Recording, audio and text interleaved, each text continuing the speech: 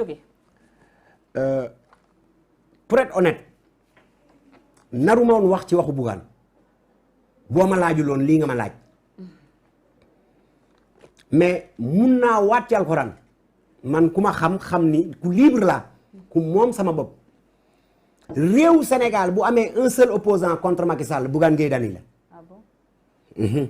Bougane loolu boolewu ñu non loolu boolewu ñu du tout et c'est quelqu'un de très engagé ku gëm li muy def et qui au-delà de nos relations politiques c'est un jeune frère c'est un ami mais mënatuñu ànd ci politique et ma baamtu ko waat réew mi dama ne bu amee un seul opposant contre le président Macky Sall Bougane Gueye Dany la waaw c'est quelqu'un de très engagé quelqu'un prêt à se battre ku gëm réewam et que. mais loolu boo ko waxee est-ce que dina la gëm parce que ñu bëri ne neen lu tax nit ñi àndutoon ak kii ku mel ni Ousmane Sonko c'est Bougane moo préparé woon une certaine partie de l'opposition à ce que ñu rejoindre la coalition de Idy président. waaw xam nga loolu man damay nekk finalement ñu gis ne Idy rejoindre na li nga xam ne mooy mburoog sow bi. waaw xam nga man loolu damay nekk très à l'aise pour wax ci.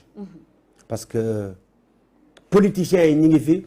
histoire mi ngi ci président Bougane Gueye Dany en 2019 bi mu ne day dem fekki ji Idrissa Seck man dama ko ne di nga dem waaye doo ma yóbbaale man Cheikh Sadibou Diop yow di nga dem mais doo ma yóbbu par cohérence et par logique politique man Ousmane Sonko laay soutenir au nom du principe waa Pastef ñi ngi may dégg bu amee rapprochement entre Ousmane Sonko ak Pastef man maa ko dox man.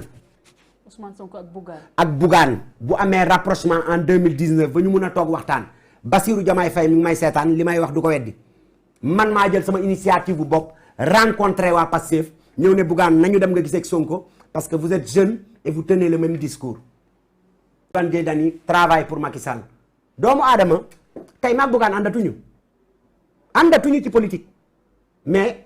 yaakaar naa sama tëraay bàmmeel laa taxaw di ko wax bu nekkoon ni Macky Sall lay àndal moom bu ma démissionné damay def conférence de presse weer ko bi ma démissionné conférence de presse laay organiser weer ko dama ne la réew mi bu amee benn opposant contre le président Macky Sall man à mon humble avis c'est Bougane Gueye Dany de gëm sa bopp waaw yaa ngi wax diggante ma ak kii di Ousmane Sonko voilà donc est-ce que mën nañu wax ne carrément finalement est-ce que non loolu moom waaw loolu boo ci bëggee xam dara à l'heure actuelle da ngay invité waa gëm sa bopp ak waa Pastef ñoom ñu wax ci mais gëm sa bopp nga bopp non fa laa bokkatuma fa tey au moment où je te parle ñun dañu am un mouvement qui s'appelle Alerte bu ñu mettre sur pied depuis 2011 man Alerte laa bokk Alerte mooy sama famille d'origine Alerte laa bokkee M23 Alerte laa bokkee gëm sa bopp man Alerte laa bokk bokkuma feneen léegi nag li nga may laaj nii yow boo ci bëggee xam dara da ngay invité waa Pastef ak waa gëm sa bopp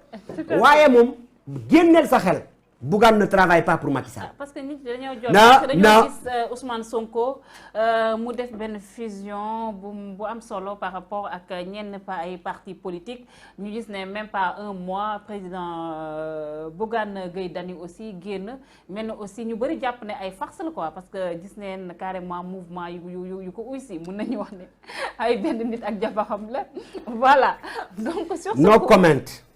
ah utandoo ci commentaire. non mënuma ci commentaire bokkatuma foofu xam nga fu ma bokk lay wax. waaw da nga jàpp ne carrément que Bougane il est en train de faire du cinéma. déedéet no comment laa la wax waaw loolu moom jéggal ma duma ci wax. D'accord léegi ñu wax par rapport ak coalition des 5 sages bi je dis 5 sages parce que finalement kii di Bougane Gueye Dany retrouvé une coalition bi cette forte coalition qui a été annoncée par Serigne Moustapha Sy Djamil nga xam ne Ousmane Sonko PUR ak kii di taxawu Sénégal bu Khalifa Ababacar Sall PDS ak finalement gëm sa bopp bu Bougane Gueye Dany mu nekk benn coalition boo xam ne ñenn ñi ci Sénégalais yi wala analystes politiques yi comprendre wuñ ko ñeneen ñi ci opposants yi ku mel ni comme Thierno Bocoum dégg nga ko mu naan coalition de pression l'ancien premier ministre Abdoul Mbaye di naan c'est une coalition de dupes ban lecture nga ciy def. xam nga bu événement politique amee. chacun est libre de faire son appréciation nag. man loolu laa gëm. la pluralité des expressions. moo tax may wax nit ñi man kenn du ma tënk. du ma ko amul ci àdduna amul leader politique ba mu mun tënk li ma xalaat dama koy wax alors. waaye dama leen di fàttali parce que ñoom ñaar ñëpp ci politique samay rakkaate rakk lañu. Abdoul Mbaye n'a commencé à s'intéresser à la politique qu'après sa retraite professionnelle. dégg nga li ma wax est-ce que. dama ne l'ancien premier ministre Abdoul Mbaye n'a commencé à s'intéresser à la politique qu'après sa retraite professionnelle. mais fu mu toll nii waaw may ma rek waaw mais bàyyi ma daaneel. Thierno Bocoum xale la alors dama leen di wax nañu dem convoquer l'histoire en 1991 90 la ñu tàmbalee après les événements sax de 88 la ñu njëkk a lancé l'idée mais ça n'a pris forme qu'en 89 dafa amoon ce qu'on appelait la CONAPCO la conférence nationale des chefs de parti de l'opposition ñii politique wuñu du Thierno Bocoum du Abdoul Mbaye fan la ñu nekkoon. ah bon waaw. non tu Abdoul Mbaye mun naa d'accord mais Thierno Bocoum. politique wul 89 90 politique wul parce que boobu Idrissa Seck mi ngi à l'intérieur du PDS Thierno Bocoum a été connu en politique au Rewmi sama xarit la sama rakk la li may wax ce sont des faits historiques fekkewuñu ko alors dama ne à l'époque cette grande coalition là ça regroupait le PDS d'obédience libérale And Jëf MRDN d'obédience maoïste ak d'autres partis alors que Ousmane Sonko Khalifa Ababacar Sall Karim Wade se retrouvent loolu am nañu légitimité bi am nañu sañ-sañ bi et autre lecture importante et pas des moindres. yaa ngi leen wax wàllum idéologie de parti ñu gis ne carrément kii du Ousmane Sonko ñu gis ko mu ànd ak ku mel ni comme parti démocratique sénégalais taxawu Sénégal mun nañu wax ne PS la loolu est-ce que mu finalement mun nañu wax ne idéologie de parti. mais pourtant maa ngi lay wax 89 90 91 CONAPCO parti yi fa nekkoon le PDS représentait le clan libéral. And Jëf MRDN le clan maoïste. mais Ousmane Sonko dafa woote anti-système loolu mooy problème en fait. waaw léegi xam nga boo may dagg du ma mun continuer. xam nga fu ay maoïste. waxuma la And Jëf PADS de parce que yéen seen génération. ak ñoom Thierno Bocoum ak Abdou Mbaye And Jëf PADS ngeen xam man And Jëf MRDN laa xam mooy li sanc tey And Jëf PADS. And Jëf MRDN mooy mouvement révolutionnaire pour la démocratie nouvelle. man ñooñu laa xam ñooñu ay maoïstes lañu te pourtant dañu ànd ak des libéraux deux camps fondamentalement opposés alors en politique les coalitions ne sont que circonstances et la plus grande coalition politique et qui a en fait duré le plus c'est la coalition Benno Bokk Yaakaar. est-ce que finalement nekkul loolu moo nekk. non dama ne pour faire face de la population. parce que fekkee bu ñu amee ay nit yoo xam ne ay calcul politique politicienne moo tax ñuy regrouper ci benn ensemble. non dama ne tey. pour faire face à Macky Sall.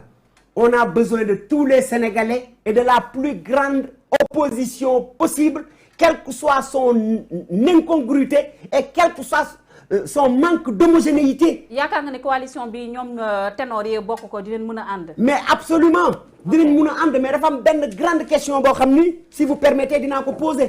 qui dirigera la liste de Dakar. c'est ça le problème xam nga lu tax may laajte question bi. parce que lors des prochaines locales. ki nga xam ni mooy diriger la liste de Dakar. que mu nekk Massamba que mu nekk Mademba. bu gagné day am un avantage ou une avancée certaine. pour les présidentielles de 2024. Le PDS a-t-il toujours des ambitions présidentielles? Ousmane Sonko, ses ambitions présidentielles restent-elles intactes? Etc., etc. Khalifa Sall sera-t-il réhabilité? Je donne ma langue au chat. Merci beaucoup, cher Sadibou. Je rappelle que vous êtes le coordonnateur du mouvement Alerte. Émission bi neexoon na, richoon na, on a beaucoup appris. Ça a été un plaisir de vous recevoir. Le mot de la fin. Le mot de la fin, maa ngi lay gërëm di la sant. di gërëm waa Sénégal set yëpp. di lancer nag un appel à tous les opposants du Sénégal. bu nekkee dañu bëgg gagner Benno Bokk Yaakaar. na ku nekk teer say ego ak say ambition. et quels que soient les sacrifices, fussent-ils des sacrifices ultimes, ils devront être faits sur l'autel de l'intérêt exclusif des Sénégalais et que mënuñu gagner Benno Bokk Yaakaar en ayant plusieurs coalitions ou plusieurs listes de coalitions.